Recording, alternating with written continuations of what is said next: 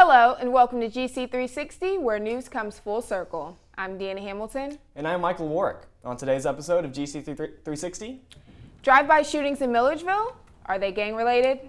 And we sat down with the new mayor of Milledgeville to find out where he wants to take the city. And there's a new fraternity on campus. The thing is, there's only one member. All that and more on this edition of GC360. Those stories in the moment, but first we have some news that is just breaking. News organizations are reporting that at least 7 people have been killed in a shooting at Umpqua Community College in Southwest Oregon. CNN and other news outlets say the shooter is in custody. As we said, this is a breaking story, and that's all we have on this at the moment. And it's now been 3 months and counting since the vicious drive-by shooting attacks in the Milledgeville area have begun. Community members are growing restless for these senseless acts to finally be stopped. GC360's Joby Peoples has a story. There have been approximately 23 shootings in the Milledgeville area since June of this year. It started when 21-year-old Daquan Key was shot and killed near Soulmaster's Diner on June 14th, also leaving others wounded.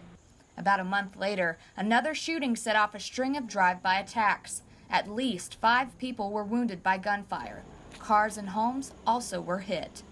We've been very lucky we've not had more fatalities.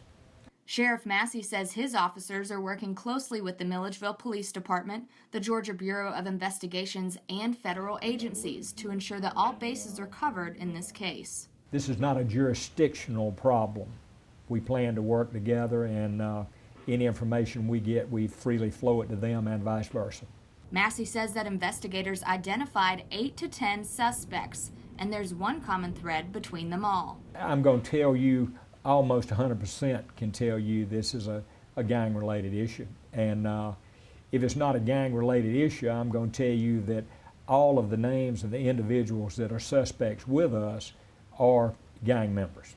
It is believed that the attackers are affiliated with the Bloods gang here in Milledgeville. However, investigators say that rather than fighting other gangs, this problem seems to be internal. Bloods targeting Bloods. It is our understanding that a lot of the animosity, the fights, the shootings, and the instances that have occurred have been within different factions of the same group. Neighbors have been severely shaken by the drive-by attacks. It's clear that the citizens of Milledgeville are eager for these crimes to stop. In Milledgeville, Joby Peoples, GC360 News. Milledgeville and Baldwin County are gearing up for something that hasn't ever been seen. On November 3rd, voters will head to the polls to decide whether to combine the Milledgeville City Government and the Baldwin County Commission into a single entity with potentially major effects on all of our county's residents. There's a lot at stake here. The proposed charter could have a profound impact on the cost of government, the local economy, on jobs and taxes. Not surprisingly, people are lining up on both sides of the question. Pro-consolidation forces argue putting the county and city government together will save money.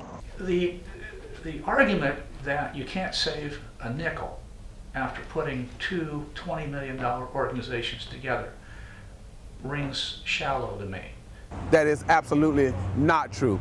There was a study done by the University of Tennessee that says it's actually the opposite. That when you consolidate, you create more bureaucracy, you create more need for funds, more need for everything. Also, not surprisingly, Georgia college students play a role in the argument. Both sides believe that their position best benefits students. We've lost 5,000 jobs in the last few years. How has that helped the students? Don't believe it has. They have a great relationship with Milledgeville. The Milledgeville City Council, the Milledgeville Police Department, all those things will go away with consolidation. You're going to have to start over. Citizens are lining up on one side or the other in advance of the November 3rd referendum. Newly elected Mayor Gary Thrower is looking beyond the vote. I feel like there are strong points that can be argued for, there's strong points to be argued against. The good news is I feel like the community is strong enough that whatever the decision is in November, we can rally together and become one and actually improve because of it. Still, the debate rages on. It just comes down to common sense. 2 fire departments, 2 police departments, 2 water departments, 2 HR departments, and it goes on and on and on. Everything that you are hearing from the pro-consolidation side is anecdotal. It is opinion-based. And we should not change our government based on the opinions of a few. Pro-consolidation forces say a combined city and county will be more efficient and save money. Anti-consolidation advocates say that's not necessarily true, but precious jobs will be lost. In the end, the voters will decide. That comment came from Mayor Thrower in an interview I did with him. We'll hear more of the interview later in the newscast. So, Michael, consolidation isn't a new idea in Georgia. Where else have government units combined? Well, historically in Georgia, there's a lot of counties. Right. And recently there's been this push to consolidate cities and counties to create less bureaucracy. It's happened a handful of times in Georgia. More locally, it's happened with Athens and Clark County, and more recently here just down the street in Macon and Bibb. Okay, awesome.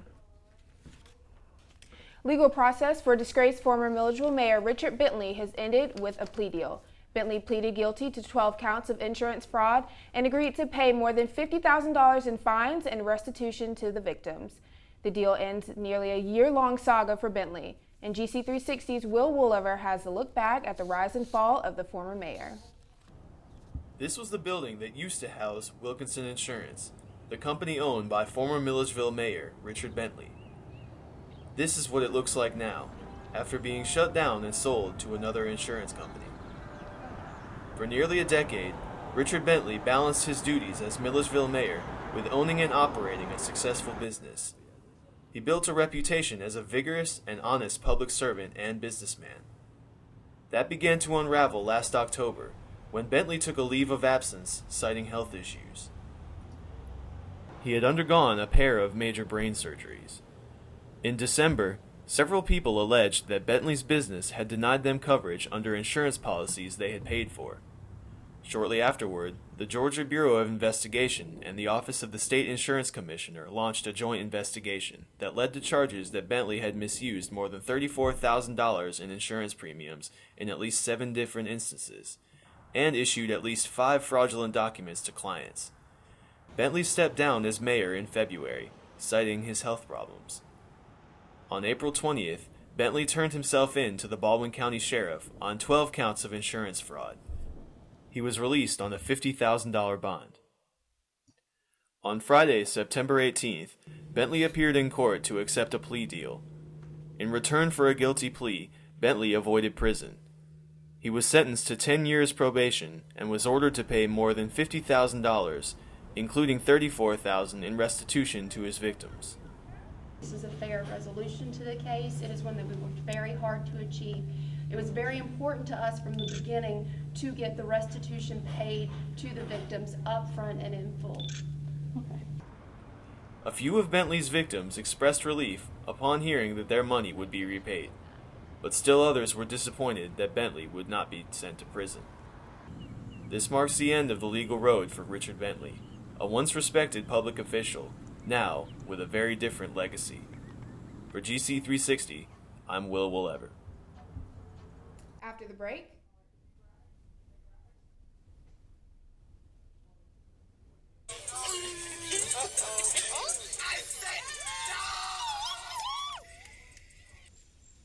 one man works against the odds to restart a fraternity. Can he help make Georgia College a more diverse campus?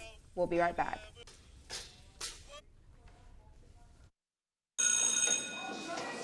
Don't look at me.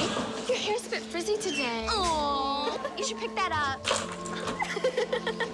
Oh, you're such a dork. Loser. Here, let me help you with that. Oops. Every day, kids witness bullying. Oh, look. Your crush is looking at you. Poor you. They want to help, but don't know how. See, no one here's gonna help you, because no one Teach your likes kids you. how to be more than a bystander. Visit stopbullying.gov.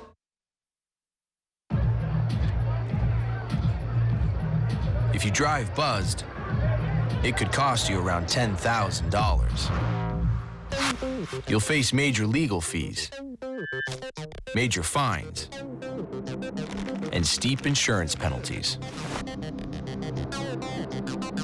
You could lose everything. Buzzed, busted, and broke. Because buzz driving is drunk driving.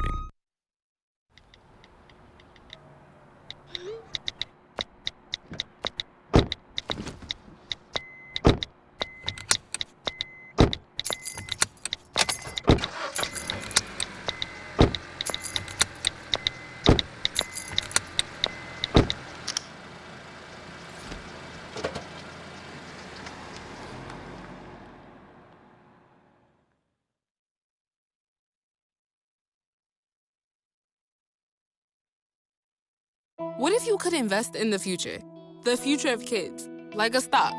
Not the kind of stock that's about making money, but a stock for social change.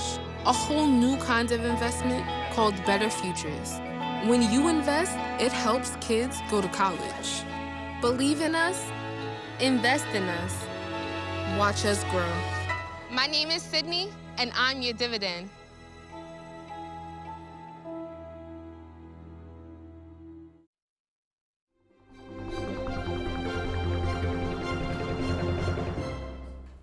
Welcome back to GC 360. What do we have next, Michael? We have campus news brought to us by a new team of anchors. Thanks, guys. I'm Jai Fitzgerald. And I'm Jessica Vickers. So, Jai, you recently found out about a new fraternity on campus. I did. It was pretty cool. That's right. It's about one man and an idea. Buddy, what about Beyonce's About the Tears? Lou! Jerome Brown is on a mission. He's trying to prove that Omega Psi Phi fraternity deserves to be back on Georgia College campus. Omega Psi Phi is an African-American fraternity that disbanded at Georgia College decades ago. To bring the fraternity back, Jerome first has to prove himself worthy of being an Omega. While pledging his allegiance to the chapter, he memorized chants, dances, and songs. His probate was the last step into the Omega Brotherhood. It was a celebration to recognize his acceptance. He performed each of the rituals at his probate earlier this semester to a crowd of students and Omegas from other Georgia schools. So is this really a one-man show? I'm not alone. So I have many brothers surrounding me, and it's a great experience. Reviving the Omega Psi Phi chapter at Georgia College means a lot to Jerome, particularly because he's a legacy. My dad became a member of this fraternity in spring of 1996, and basically I've grown up around him my entire life, and I've always wanted to be like my dad. Being a member of the fraternity comes with great responsibility. Jerome plans on giving back to the community. Upcoming for the year will just be having events that have to do with a lot with community service. Me personally, I have a soft spot for kids. That's why I'm an education major. So a lot of my events will be centered around children. Watch out, Georgia College. Omega Psi Phi has big plans in store for the future. Jerome Brown is looking for other members and is ready to lead the way. Reporting for GC.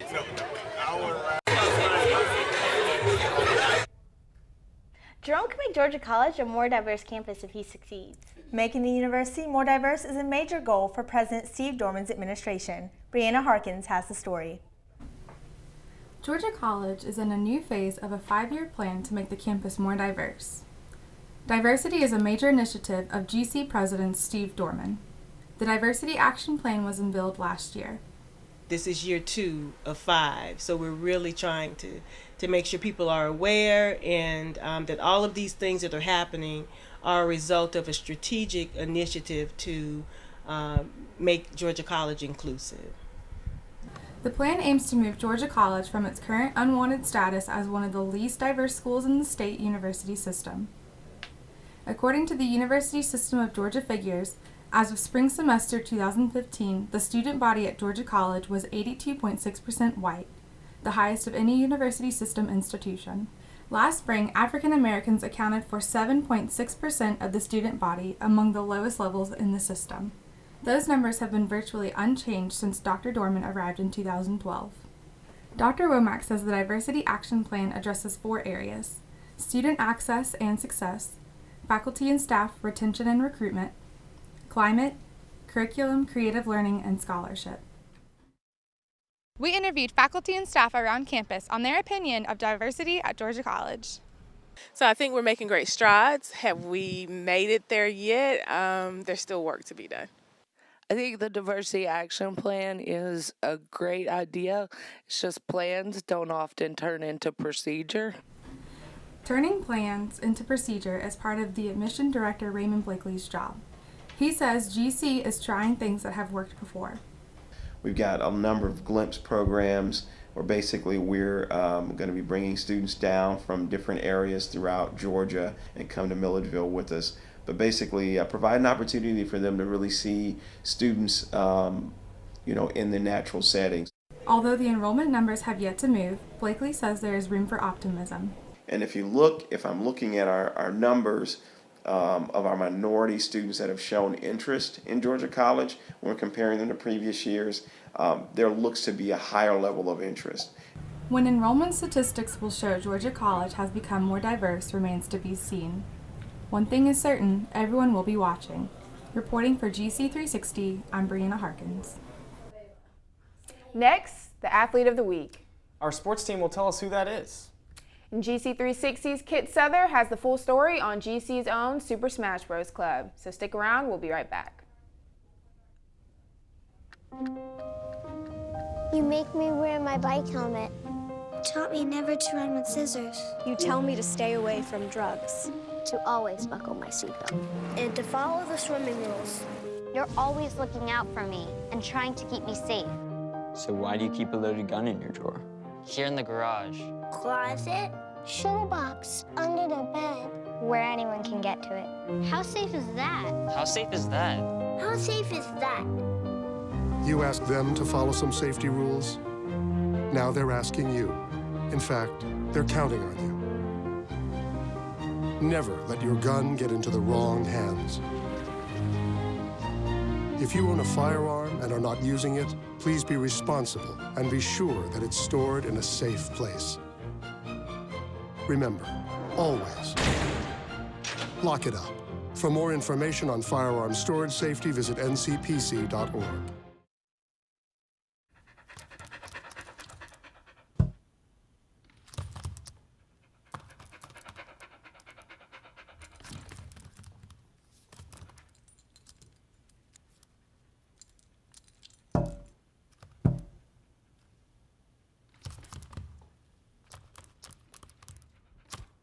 There's a shelter pet who wants to meet you. Meet one today. Visit theshelterpetproject.org. Adopt. Thank you, dear. Well, you're very supple. Just like I was at your age. Back then, I was a sex expert. Used to call me the buttered biscuit. I know about birth control, too. So you can ask me anything, baby. Bedsider.org has birth control information and a lot more. And it's... Have you had sex in this car yet?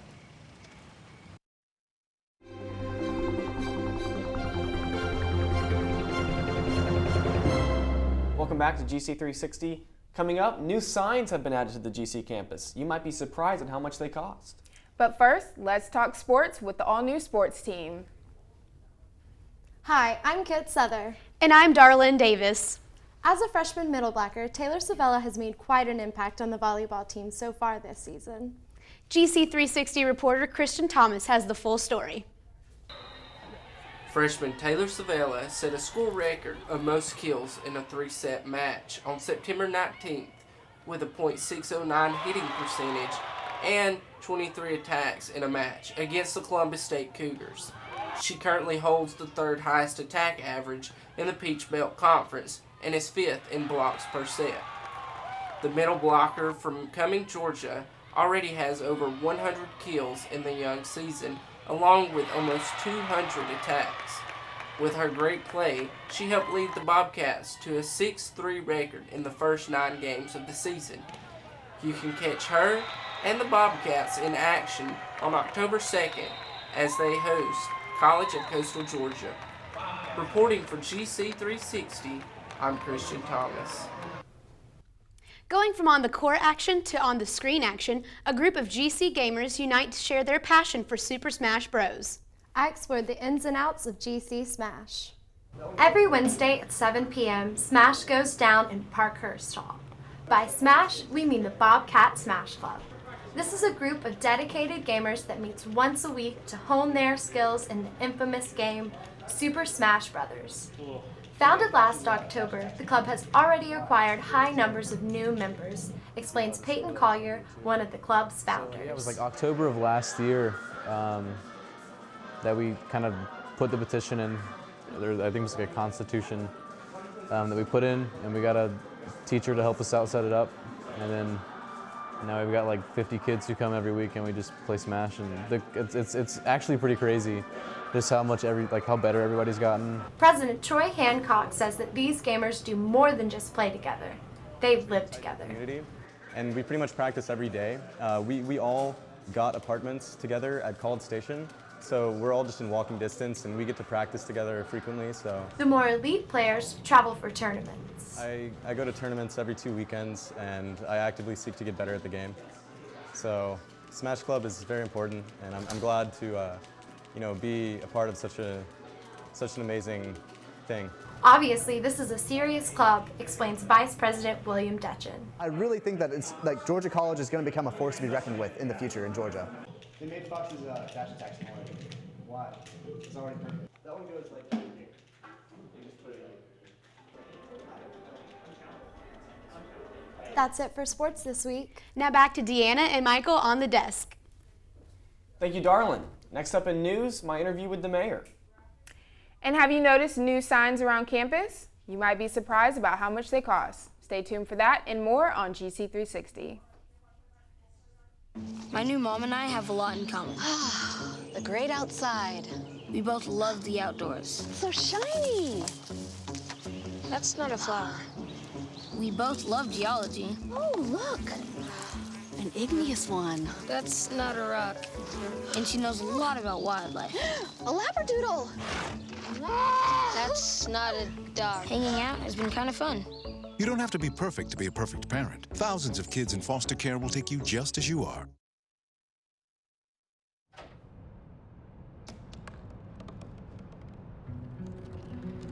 They said I couldn't dream. Called me a piece of trash and swore that's all I'd ever be.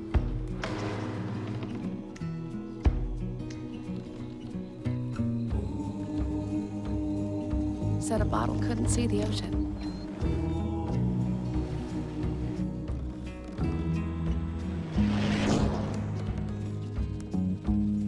Give up.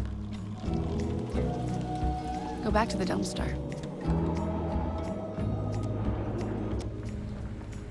But I didn't listen.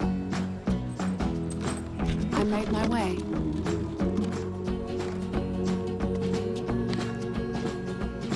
And now, I am what I've always wanted to be.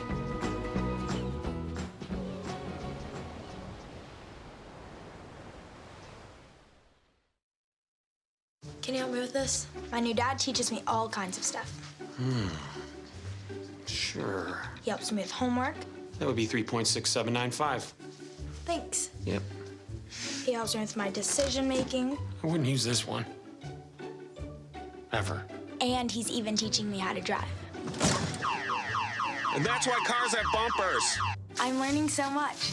You don't have to be perfect to be a perfect parent. Thousands of kids in foster care will take you just as you are.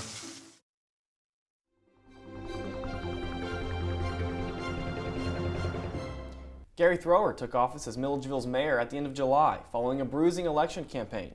He promised a new start for the city. Recently, I sat down with the mayor for an interview that covered a variety of key issues facing the community.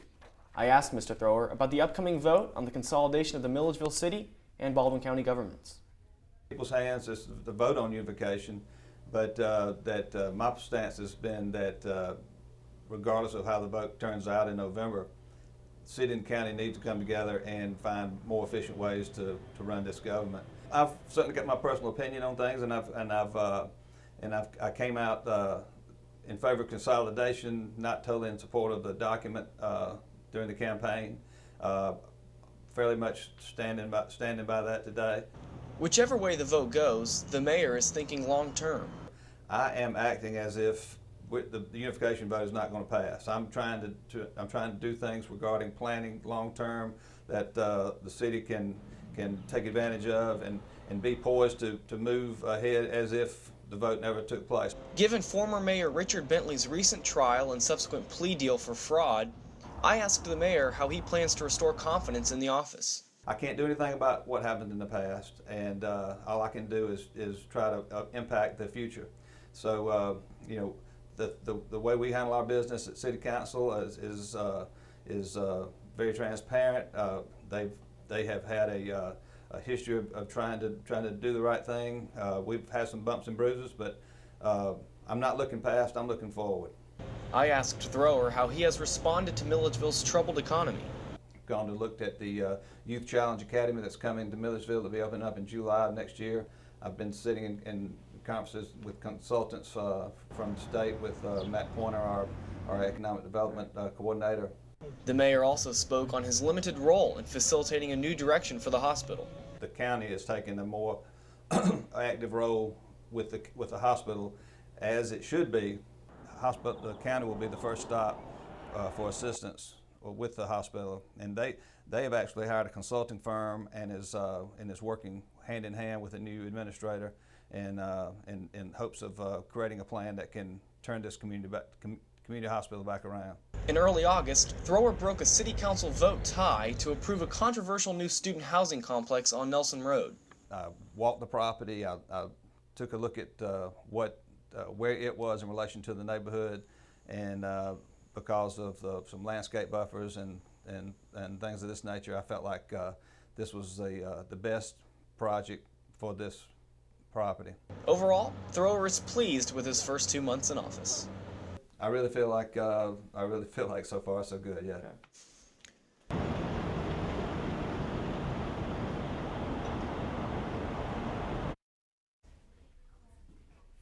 So, Michael, what powers does the mayor have? Well, the mayor is a largely ceremonial position, certainly not entirely. He does have a major role, but the form of government in Milledgeville is a city government form. Right. So the city manager is really handling the day-to-day functions. The mayor is more the spokesman for the city. He is the leader of the city, but mostly the spokesman. So, for example, he'll handle broker deals, like, for instance, bringing new companies to Milledgeville. Okay, awesome. And speaking of bringing something new, I'm sure you've seen the new campus map signs that have gone up around the Georgia College campus. Yeah, what people may not know is how much the university spent to install them. GC360's Will Dodgen has that story. Signs, signs, and more signs. Over the summer, the university installed signs all over campus. Signs telling you where you are and where to go. But are these signs useful at such a small school? I think the signs are pretty. I think they can be somewhat helpful to people who aren't familiar with the campus and need to get around. It's better than a paper map or always looking it up online or on your phone. I think that they're probably helpful for people who are visiting the campus and who have never been here before, but I think that maybe for students, I don't know if they were here for students, but I don't think that helpful because I guess everyone knows where everything is. I honestly don't think it's such a bad idea to have maps, but if what I'm told is right, I think it seems like a lot of money. University architect Michael Rickenbacker explains the university's reasoning. Yes, actually the goal of the signage, the particular signage that we put up recently is predominantly focused towards guests and people new to the campus. They're very expensive to do all at once, so we're not implementing it all at once. We're doing it over several years, or a number of years actually. The first priority for the signage project was to label each and every building with a unified sign. The second priority was the pedestrian signs, which tell you how to locate particular buildings. These projects took a little over 3 years to complete. And as it turns out, the new signs weren't cheap. This particular package of signage that was installed this summer is about $275,000 roughly. Now that's total, that's design, construction, and installation. The new sign project is only a small piece of campus renovation and construction plan that will cost up to $15 million by the time of its completion. So are the signs worth the price tag? That's for you to decide. I'm Will Dodgen, reporting for GC360. That's it for us here at GC360 News. Don't forget to check us out on Facebook, Twitter, and Instagram for the latest news. I'm Michael Warwick. And I'm Deanna Hamilton. We'll see you next week where news comes full circle, only here on GC360 News.